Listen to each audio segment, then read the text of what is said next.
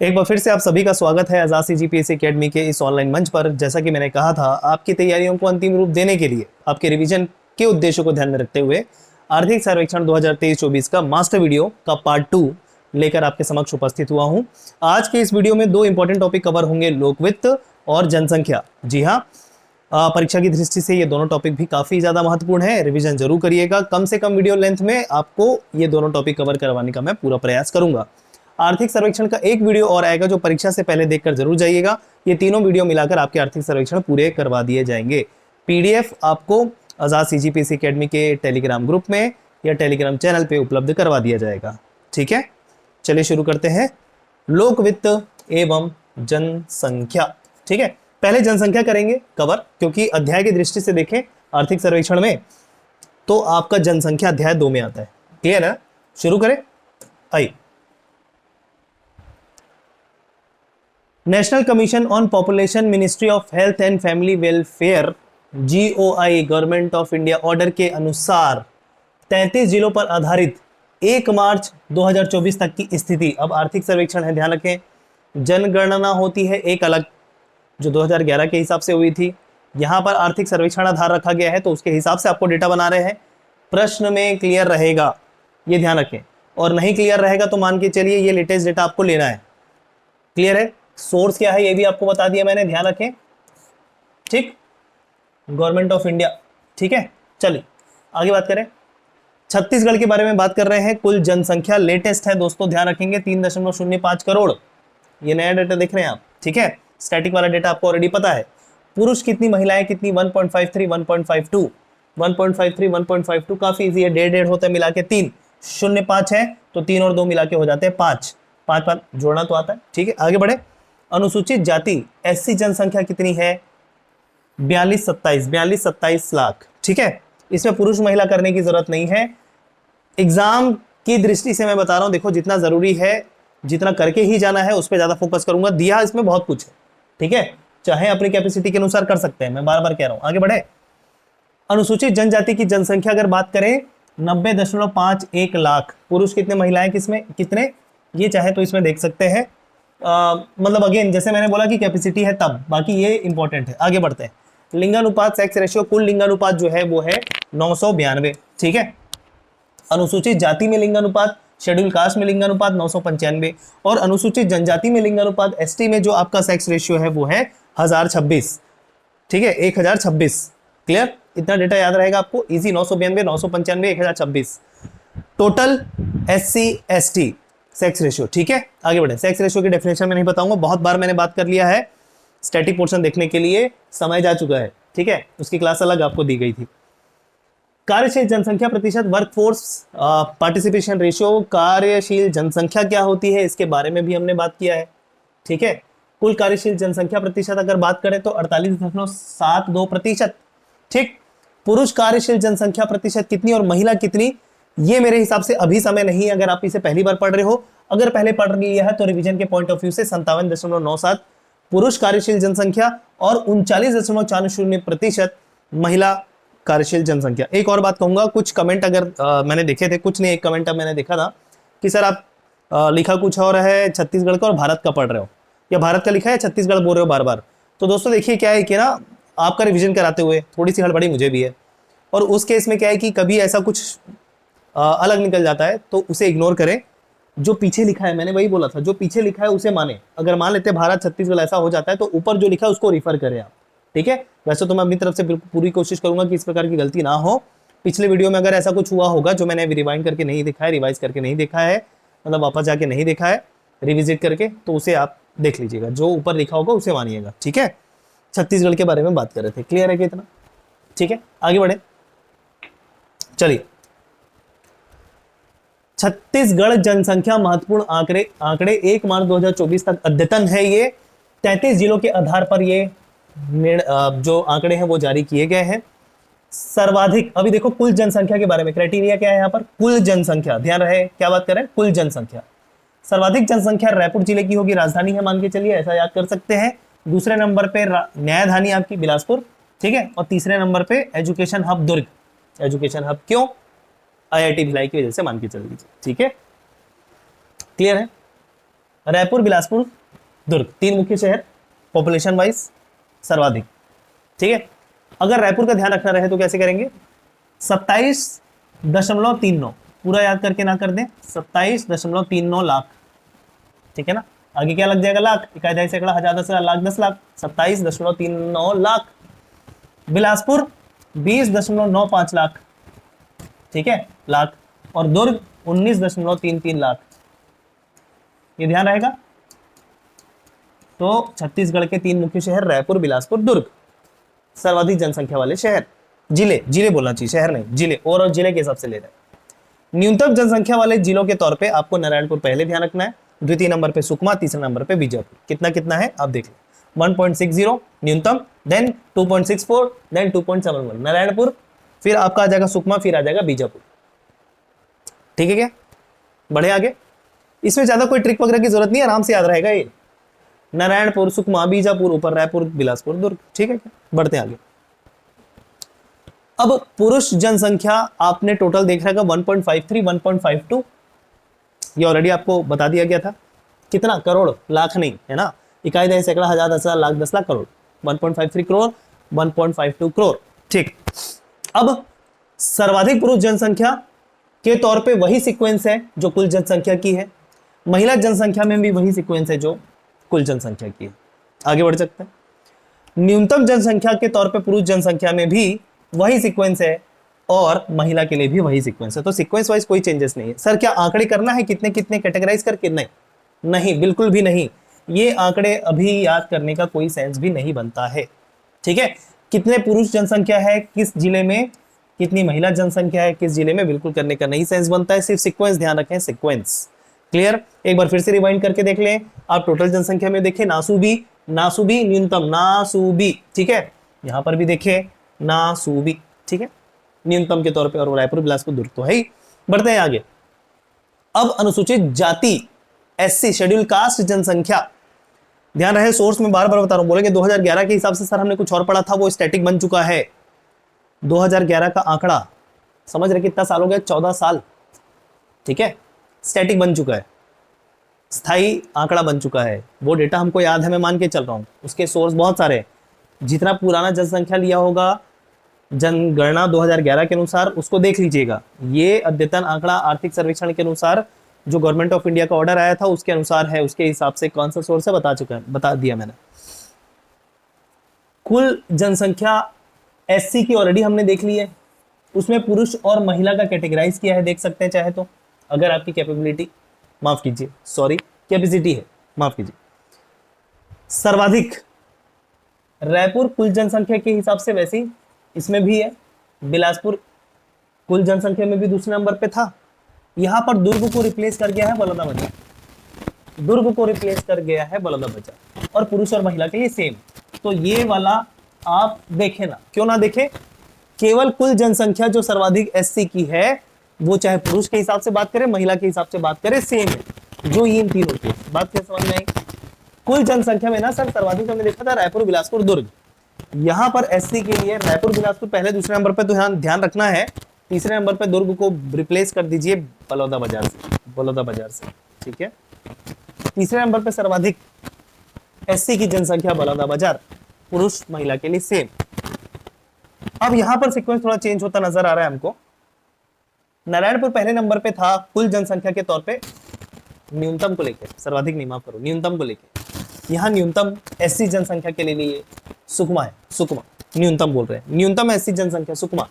दूसरे नंबर पे नारायणपुर और तीसरे नंबर पे दंतेवाड़ा, ठीक है, ठीक है। बाकी इसका सेंस बनता नहीं है, जो कुल के लिए वही पुरुष और महिला के लिए। तो इसको तो आप पूरा हटा दें, ध्यान ही ना दे। क्लियर, बस ये आपको बताने के लिए था कि पुरुष और महिला के लिए सेम, बस इसको ध्यान रखो, ध्यान रहेगा। क्या हुआ सर, कुल जनसंख्या न्यूनतम वाली जो थी उसमें नारायणपुर पहले था, ये दूसरे पे आ गया है। सुकमा जो है वो दूसरे पे था, वो पहले पे आ गया है। और तीसरा जो बीजापुर है वो रिप्लेस होके कौन आ गया, दंतेवाड़ा। किस पे, न्यूनतम एससी जनसंख्या पे। एकदम क्लियर है इतना? बढ़ सकते हैं आगे, ठीक है, चलिए। अब अनुसूचित जनजाति जनसंख्या, कुल आपको ऑलरेडी बता दिया मैंने। पुरुष कितने, महिला कितने, देख लो, 44-45, 44-45। महिला की जनसंख्या ज्यादा, तभी तो लिंगानुपात ज्यादा। 1095 देखा ना लिंगानुपात, लिंगानुपात ज्यादा कब, जब महिलाओं की संख्या ज्यादा होगी, सीधी बात है। ठीक है, सर्वाधिक एसटी जनसंख्या जो है, अगर माफ करो, अगर कभी एससी बोल दिया होगा इस स्लाइड में तो ऐसा कभी हो जाता है, एसटी, ऊपर एसटी लिखा है, शेड्यूल्ड ट्राइब। ठीक है, बस्तर में, बस्तर जिले में सर्वाधिक एसटी जनसंख्या। दूसरे नंबर पे जशपुर, ध्यान रखें, एक नीचे एक ऊपर, एक नीचे मतलब बस्तर, बस्तर ट्राइब्स का गढ़, ठीक है, जनजातियों का गढ़, बस्तर ऐसे करके ध्यान रख लो। एक नीचे ले लिए तो एक ऊपर चले जाते हैं, ऊपर मतलब छत्तीसगढ़ का ऊपर वाला हिस्सा, लेकिन थोड़ा पूर्व में, एकदम बलरामपुर नहीं जाना, साइड वाला जिला कौन सा, जशपुर। दूसरे नंबर पे सर्वाधिक एसटी जनसंख्या। और तीसरे नंबर पे एंटर कर जाते हैं कोरबा, एक नीचे ले लिया, एक ऊपर ले लिया, एक बीच में ले लीजिए। बीच में लगभग कौन क्या आता है, एक तो बिलासपुर संभाग, एक तो रायपुर संभाग, बिलासपुर संभाग से कोरबा। क्लियर है क्या? ठीक है, तो बस्तर, जशपुर, कोरबा। क्लियर है क्या? पुरुष के लिए वही है, पुरुष के लिए वही है, पुरुष और महिला के लिए अलग अलग नहीं, बस बताने के लिए कि सेम है भैया, अगर इसको कर लोगे तो वो हो जाएगा ऑटोमेटिकली। देख लीजिए, अलग अलग संख्या के तौर पे है, लेकिन ये बिल्कुल अलग अलग संख्या करने का टाइम नहीं है। ठीक, न्यूनतम एसटी जनसंख्या कहां पर हमको देखने को मिलेगी? बेमेतरा, न्यूनतम। ठीक है, दूसरे नंबर पे न्यूनतम केसीजी, और तीसरे नंबर पे न्यूनतम सारंगढ़ भिलाई का। बढ़ जाए आगे, ये रिवीजन कर रहे हैं आप, इतना करके जाइएगा। आगे बढ़ते हैं, आइए। लिंगानुपात अगर बात करें, बहुत ही इंपॉर्टेंट है। लिंगानुपात पूछ दिया जाता है कभी भी रैंडम कि बताइए सबसे ज्यादा लिंगानुपात किस जिले में, कम किस में, इस तरीके से आपसे पूछ देते हैं। और पूरा है, देखो देखो, कुल कुल लिंगानुपात मतलब कुल जनसंख्या का लिंगानुपात, पूरा एसटी एससी सबको मिला के, ओवरऑल पॉपुलेशन को मिला के, और एससी एसटी का लिंगानुपात अलग दिया हुआ है। तो ये इसमें सभी टेबल इंपॉर्टेंट है। पहले देख लेते हैं कुल लिंगानुपात, 992 हमको पता है। सर्वाधिक लिंगानुपात ओवरऑल अगर बात करें तो कोंडागांव की सबसे ज्यादा है, कितना, 1048। कुल लिंगानुपात की बात कर रहे हैं, ध्यान रखें, एसटी एससी की बात नहीं कर रहे हैं, कुल लिंगानुपात की बात कर रहे हैं। दूसरे नंबर पे बालोद में सर्वाधिक लिंगानुपात है, और तीसरे नंबर पे दंतेवाड़ा का लिंगानुपात है। लिंगानुपात की डेफिनेशन हम सभी को पता है, प्रत्येक 1000 पुरुषों के बीच में कुल महिलाओं की संख्या। ये अगर आप लेंगे न्यूमरेटर या डिनोमिनेटर, अंश और हर, अंश में रहेगा महिलाओं की संख्या, नीचे रहेगा पुरुष की संख्या। 1000 पुरुषों के मध्य महिलाओं की संख्या को बोलते हैं कितना, क्या, लिंगानुपात। ठीक है, तो लिंगानुपात सर्वाधिक कहां रहेगा, जब 1000 से ज्यादा रहेगा जनरली, है ना। तो कोंडागांव, बालोद और दंतेवाड़ा। क्लियर है क्या? न्यूनतम देख लीजिए, सबसे कम लिंगानुपात है जांजगीर चांपा में। सर क्या तीनों ध्यान रखें? तीनों ध्यान रखने की भी जरूरत नहीं है, शुरू के 2 ध्यान रख ले, पहले और दूसरा ज्यादा ज्यादा। और एकदम ही दिमाग की कैपेसिटी नहीं बची है, मैं समझ सकता हूं कि मन स्थिति अभी की कि ये भी पढ़ना है, वो भी पढ़ना है, ये भी छूटा है, वो भी छूटा है, फिर दिमाग में बहुत सारी चीजें चल रही होंगी, तो मैं डिस्ट्रैक्ट नहीं करूंगा कि ये भी कर लो, ये भी कर लो। अगर एकदम भी कुछ नहीं बचा है तो केवल पहले पहले वाला ध्यान रखो, सर्वाधिक न्यूनतम, सर्वाधिक न्यूनतम, अगर एकदम ही कैपेसिटी नहीं बचा है दिमाग का। ठीक है, अगर आपने ये रिवीजन किया है तो रिवीजन के पॉइंट ऑफ व्यू से पूरा कर सकते हैं। ध्यान रखें, दोनों हिसाब से बता रहा हूं। न्यूनतम जांजगीर चांपा क्यों? एक चीज ध्यान रखें, लिंगानुपात सर्वाधिक या न्यूनतम से बात करते हैं। लिंगानुपात न्यूनतम उस स्थान पर होगा जहां पर उद्योग ज्यादा होंगे, समझिए। लिंगानुपात न्यूनतम वहां होगा जहां पर उद्योग ज्यादा होंगे।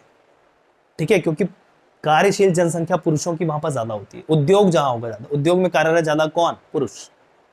ठीक है, तो वहां लिंगानुपात कम होगा, लिंगानुपात कम होगा, ध्यान रखें, जहां उद्योग वगैरह ज्यादा होंगे लिंगानुपात कम होगा। जांजगीर चांपा और ये मध्य बेल्ट अगर देखें, सीमेंट फैक्ट्री, ये वो बहुत सारे उद्योग वगैरह देखने को मिलते हैं। अब आप बोलेंगे सर उद्योग वाला चैप्टर पढ़ाओ, तो बस्तर में भी ज्यादा है, हर जगह ज्यादा है, लेकिन वो उद्योग ना हर्बल उद्योग से संबंधित है, खाद्य उद्योग से संबंधित है, वो अलग। यहाँ पर हम मेन उद्योग की बात करें कि चूना उद्योग, मतलब सीमेंट उद्योग, इस तरीके के उद्योग ज्यादा देखने को मिलते हैं जहां पर पुरुष कार्यशील जनसंख्या ज्यादा है। समझे बात को? तो इस तरीके से आप ध्यान रख सकते हैं कि जांजगीर चांपा में लिंगानुपात न्यूनतम है। फिर आप ध्यान रख सकते हैं मुंगेली, फिर बिलासपुर तीसरे नंबर पे। क्लियर? अब बात करते हैं एससी जनसंख्या, शेड्यूल कास्ट, अनुसूचित जाति।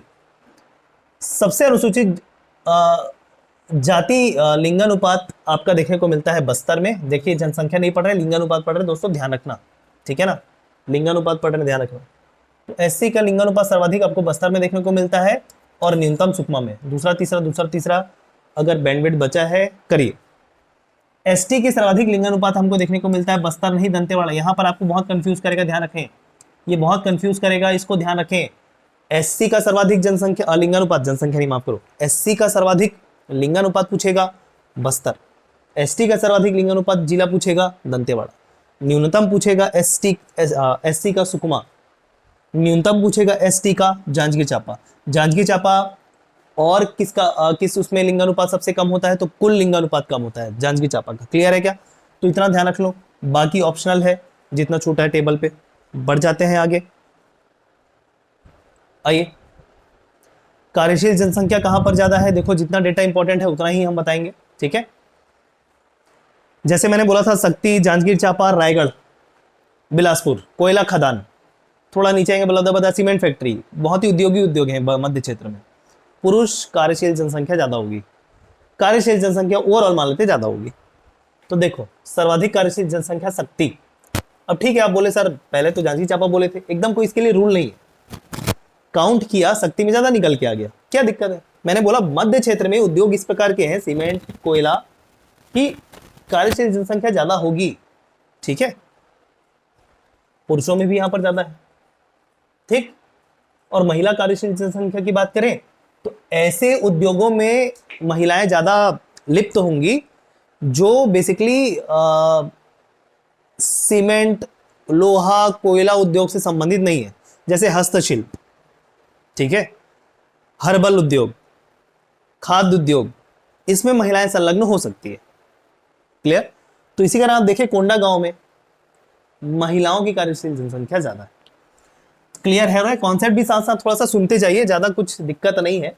न्यूनतम कुल कार्यशील जनसंख्या जो है रायपुर में, आश्चर्यजनक, ठीक है। और पुरुष कार्यशील जनसंख्या न्यूनतम कहा नारायणपुर में, और महिला कार्यशील जनसंख्या न्यूनतम दुर्ग में, सर्वाधिक न्यूनतम। क्लियर है? बढ़ते हैं आगे।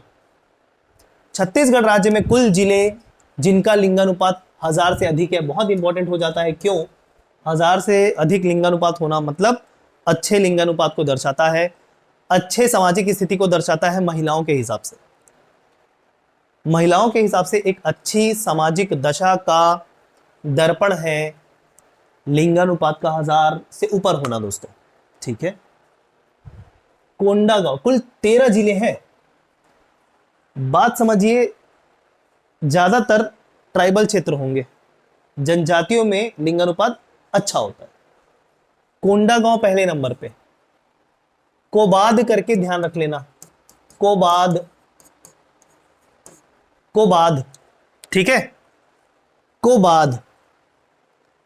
फिर ऐसा करके आप ध्यान रखना, बगमध, बगमध, एक सेगमेंट ये वाला, दूसरा सेगमेंट ये वाला, एक साथ याद करने में फिर इस तरीके की दिक्कत नहीं होगी, थोड़ा बहुत कोड बनाया जा सकता है।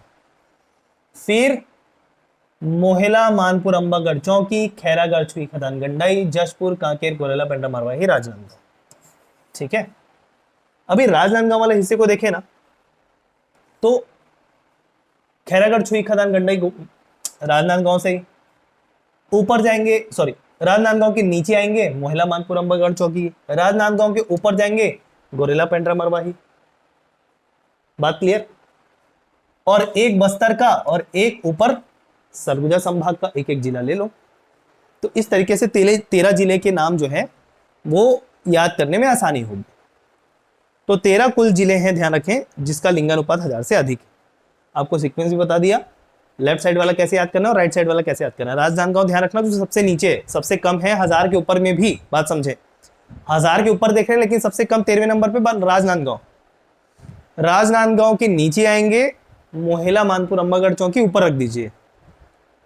राजनांदगांव के नीचे गए ना, राजनांदगांव के ऊपर आएंगे खैरागढ़, छुई खदान, गंडाई, मोहेला, मानपुर, अंबागढ़, चौकी के नीचे रख दीजिए। उसके ऊपर आएंगे गोरेला, पेंड्रा, मरवाही, 2 स्पेस छोड़ के रख दीजिए राजनांदगांव के जस्ट ऊपर, और फिर बीच में 2 जशपुर और कांकेर आ जाएंगे। इस तरीके से मैंने कहा है। आप बढ़ते आगे। आकांक्षी जिला बहुत ही महत्वपूर्ण है, बार बार प्रश्न पूछा जाता है। जनवरी 2018 में इस कार्यक्रम का बोल सकते हैं शुरुआत हुई, प्रारंभ हुआ। उद्देश्य क्या है? देश के सबसे पिछड़े हुए जिलों का विकास करना, कुछ सर्टन पैरामीटर्स के बेसिस पर आइडेंटिफाई करते हुए 5 प्रमुख बिंदु है, जैसे स्वास्थ्य, पोषण, कृषि, जल संसाधन, शिक्षा, वित्तीय समावेश और कौशल विकास, ठीक है, और बुनियादी अधोसंरचना। ठीक है, बुनियादी अधोसंरचना। ये 5 बेसिस है जिनके 5 पॉइंट है जिनके बेसिस पे किसी जिले को अगर पिछड़े हुए हैं उनको ऊपर उठाना आकांक्षी जिले का उद्देश्य। ठीक है, आगे बढ़े। चलो अभी देखो कुछ सूचक है, कुछ इंडिकेटर्स हैं जिसमें ये ना जो जिले चिन्हित किए गए ना वो पिछड़े पाए गए। तो उद्देश्य ये है कि इन 5 पैरामीटर्स पे ये जो सूचक है, सूचक इंडिकेटर्स इंग्लिश में कहते हैं, उनको राष्ट्रीय स्तर के बराबर लाने का प्रयास करना है और पिछड़ापन को दूर करना है इन 5 पैरामीटर्स के आधार। ठीक है, भारत में कुल आकांक्षी जिलों की संख्या जो है ना 112 है अक्टूबर 23 के हिसाब से, लेटेस्ट डेटा। और आकांक्षी विकासखंड अलग होते हैं, आकांक्षी जिले अलग, आकांक्षी विकासखंड अलग। आकांक्षी जिलों की संख्या भारत में 112, कुल विकास खंडों की संख्या भारत में, आकांक्षी विकासखंड की बात कर रहे हैं 500।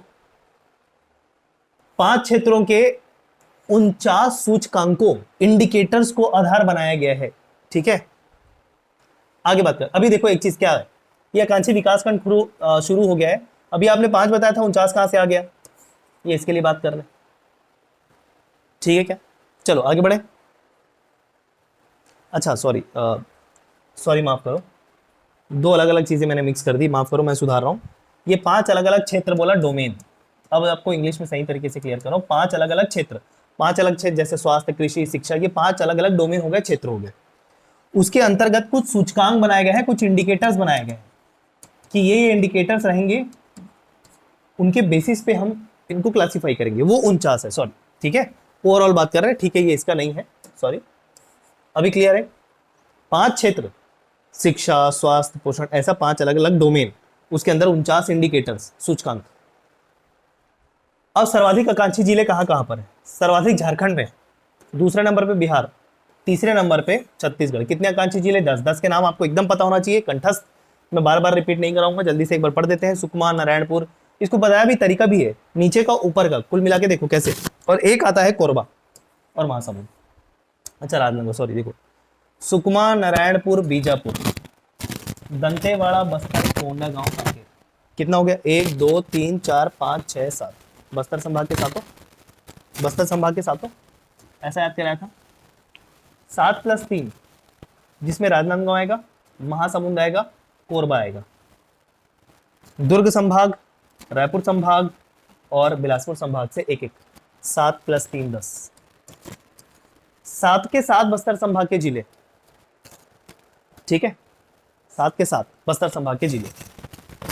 रायपुर संभाग से 1 महासमुंद, दुर्ग संभाग से 1 राजनांदगांव और बिलासपुर संभाग से 1 आपका कोरबा। 7 3 10। ठीक है, ऐसा ऊपर से कोई नहीं, माफ करो, वो कंफ्यूज हो जाता है, वो जैविक जिला ये वो करके ना, थोड़ा सा कंफ्यूज होना जायज है। आपके साथ भी हो रहा होगा, मेरे साथ भी जायज है। ठीक है, कई बार हो जाता है, वो चीजें दिमाग में इतनी सारी रहती है कि मिक्स से भी हो जाता है। आगे बढ़ते हैं। आकांक्षी विकास खंड 500 पूरे देश में है। छत्तीसगढ़ के 20 आकांक्षी विकास खंड चुने गए हैं। क्लियर है? छत्तीसगढ़ में पहला स्थान। अब रैंकिंग इनका देख लीजिए, छत्तीसगढ़ के 20 में से पहला कौन, दूसरा कौन। अभी देखिए एक चीज समझिए, देश में पहले दूसरे की बात नहीं कर रहे। छत्तीसगढ़ में जो 20 आकांक्षी विकास खंड है उसमें पहला कौन सा है? छत्तीसगढ़ में चुने हुए 20 आकांक्षी विकास खंड के अंतर्गत पहला स्थान प्राप्त है ओरछा विकास खंड को, जिला नारायणपुर। और 20वां जो आकांक्षी विकास खंड है, रैंकिंग जो की है वो कोयलीबेड़ा है विकास खंड, जिला कांकेर की बात कर रहे हैं। ठीक है, अगर देश में बात करें तो ये जो पहला है ना छत्तीसगढ़ में, ये 21वें नंबर पे आता है। ओवरऑल देश में 500 है, 21वें नंबर पे जो आकांक्षी विकास खंड है वो ओरछा जो 21वें नंबर पे आता है। 105वां आपका गरियाबंद है और 443वां कोयलीबेड़ा जो लास्ट है, मतलब बेसिकली छत्तीसगढ़ का जो लास्ट है वो भारत का कितने पोजीशन पे है? 443वां। क्लियर हुआ? आई होप ये पूरा टेबल है। यहां पर से अलग से आप देखेंगे 20 के 20 आकांक्षी विकास खंड छत्तीसगढ़ के अलग से लिखे हुए हैं, उनकी रैंकिंग क्या है ये भी मेंशन है, चाहे तो आप देख सकते हैं, जरूरी नहीं है। जरूरी क्या है? ये ओरछा पहले और दूसरा ज्यादा से ज्यादा, और अंतिम स्थान पे कौन है वो देख सकते हैं, कोयलीबेड़ा। एकदम क्लियर? भारत में पहला स्थान कौन से विकास खंड का है आकांक्षी विकास खंड के रैंकिंग के हिसाब से? तो आप देख पा रहे हैं मस्की ब्लॉक, रायचूर जिला, कर्नाटका का। बस इतना ध्यान रखो, ये वाला। क्लियर? बढ़ते हैं आगे। ये एक बहुत ही इंपॉर्टेंट टॉपिक हो जाता है, राष्ट्रीय बहुआयामी गरीबी सूचकांक। ठीक है। नेशनल मल्टी डायमेंशनल, देखो यहां से शुरू, बहुआयामी मतलब मल्टी डायमेंशनल, गरीबी मतलब पुवर्टी इंडेक्स सूचकांक MPI। अच्छा एक चीज समझिएगा, इंडिकेटर्स भी कई बार बोल रहे हैं, सूचकांक को इंडेक्स भी बोल रहे हैं, ठीक है, कोई ज्यादा दिक्कत नहीं है, दोनों बोल सकते हैं। एमपीआई के नाम से जानते हैं, आपको डायरेक्ट प्रश्न पूछेगा एमपीआई के नाम से, तो ध्यान रखिएगा मल्टी डायमेंशनल पॉवर्टी इंडेक्स 2023 का आंकड़ा। जारीकर्ता कौन है? नीति आयोग। इसका संस्करण दूसरा है, पहला वर्ष 2021 में आया था पहला संस्करण, ध्यान रखें, ये भी इंपॉर्टेंट प्रश्न हो सकता है। राष्ट्रीय परिवार स्वास्थ्य सर्वेक्षण 5 NFHS, लास्ट क्लास में भी बात की थी, NFHS 5 उसी के आधार पर रिपोर्ट, ठीक है, उसी के आधार पर जो आंकड़े में उसके हिसाब से अलग से रिपोर्ट, ठीक है। बहुआयामी गरीबी से मुक्त 13.5 करोड़ लोग राष्ट्रीय स्तर पर, ठीक है क्या, 15-16 वर्ष 19-21 के बीच से। बहुआयामी गरीबी जनसंख्या कितने प्रतिशत है? 14.96। क्लियर है क्या? भारत की बहुआयामी गरीबी श्रृंखला में या श्रेणी में जीने वाली जनसंख्या इतनी प्रतिशत, और इससे मुक्त इतने कुल जनसंख्या, बहुआयामी गरीबी जनसंख्या के अंतर्गत आने वाले प्रतिशत। गरीबी जनसंख्या में गिरावट कितने प्रतिशत आई है पिछले 5 वर्षों में, ये भी ध्यान रख सकते हैं, 9.89। ये स्लाइड इंपॉर्टेंट हो जाता है, जरूर करके जाइएगा, इसमें से कुछ प्रश्न पूछने की संभावना अधिक, ठीक है। चलो अब देखो क्या पूरा याद करना है, देखो एक है डोमेन और एक होता है इंडिकेटर्स। कुल मिला के 3 डोमेन है, 3 क्षेत्र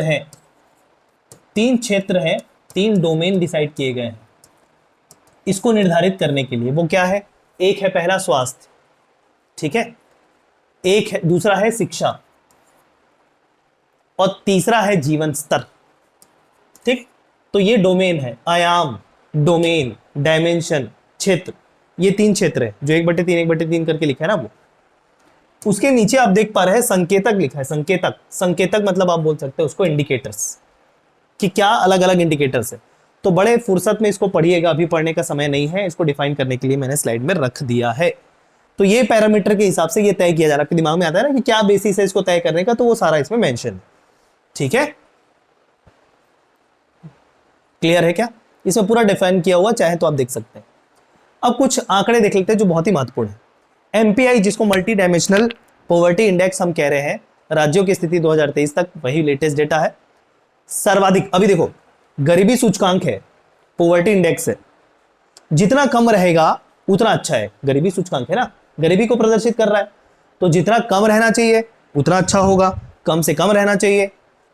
तो सर्वाधिक किसको बोलेंगे? जिसका आंकड़ा ज्यादा रहेगा। तो देखें बिहार को सर्वाधिक बोला जा रहा है, बिहार को 0.16 इसका एमपीआई है। वही न्यूनतम केरल को बोला जा रहा है जिसका एमपीआई है 0.002, 0.16, भैया दशमलव के बाद 00 है, यहां दशमलव के बाद डायरेक्ट शुरू हो रहा है 1 से, तो दशमलव के बाद जितना 0 आएगा वो संख्या छोटी होती जाएगी। दशमलव का सिद्धांत तो पता होगा इतना, ठीक है। तो सर्वाधिक और न्यूनतम ध्यान रखो केवल। छत्तीसगढ़ कहां बैठता है भाई? छत्तीसगढ़ का स्थान 8वां है, 8वां, छत्तीसगढ़ का स्थान 8वां है। रैंकिंग यहां से ले रहे हैं भाई, ठीक है ना, यहां से बिहार, मेघालय, झारखंड ऐसे करके 8वें नंबर पे कौन आएगा? छत्तीसगढ़, जिसका एमपीआई कितना है? 0.07। अगर बात करें केरल के कंपैरिजन में, तो केरल का कम है ना, 0.002 लग रहा है दशमलव के बाद, यहां पर पॉइंट के बाद 1 0 के बाद 7 लग जा रहा है, ठीक है। तो रैंकिंग 1 2 3 4 5 6 7 8 करके 8वें नंबर पे आ रहा है क्या? छत्तीसगढ़, जिसका एमपीआई 0.07 है, बहुत ही महत्वपूर्ण। क्लियर? बहुआयामी गरीबी से बाहर निकलने वाली आबादी, के तौर पे देखो, आबादी आप देख सकते हैं, मेरे हिसाब से ये इंपॉर्टेंट नहीं है, सिर्फ भारत छत्तीसगढ़ का ध्यान रखे तो रखें, और स्टेट ध्यान रख लें। देखो कितनी जनसंख्या इस एमपीआई से बाहर आ चुकी है उसकी बात कर रहे हैं दोस्तों, ये अलग चीज है ना, कंफ्यूज नहीं करिएगा। क्लियर है? मध्य प्रदेश इस नंबर पे देख रहे हैं।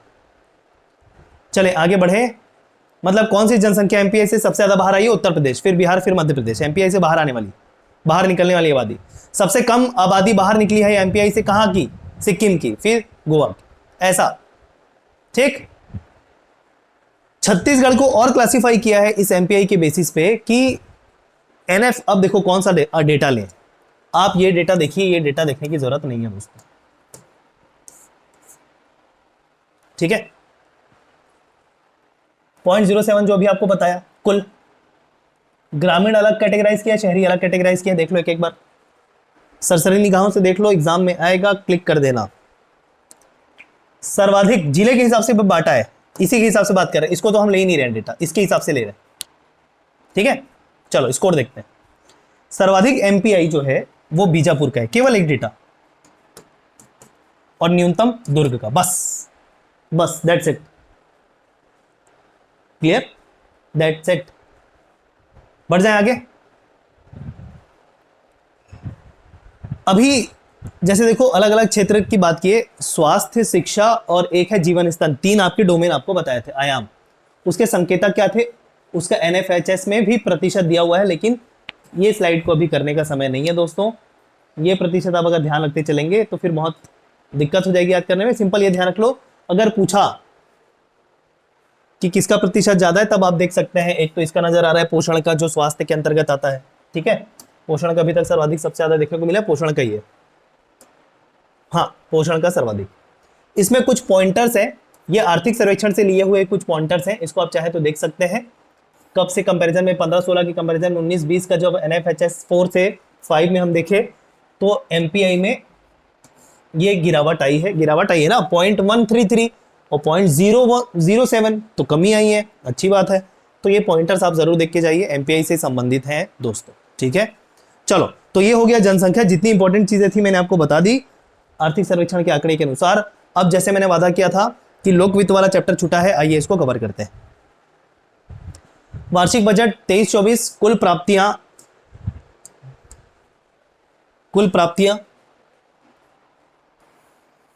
1,21,05,000, सॉरी माफ करो, 1,21,500 करोड़, माफ करो, 1,21,500 करोड़, ये कुल प्राप्ति। कुल व्यय कितना, 1,21,500.25 करोड़। तो प्राप्ति ज्यादा है, व्यय कम है, तो क्या होगा, आधिक्य, सरप्लस।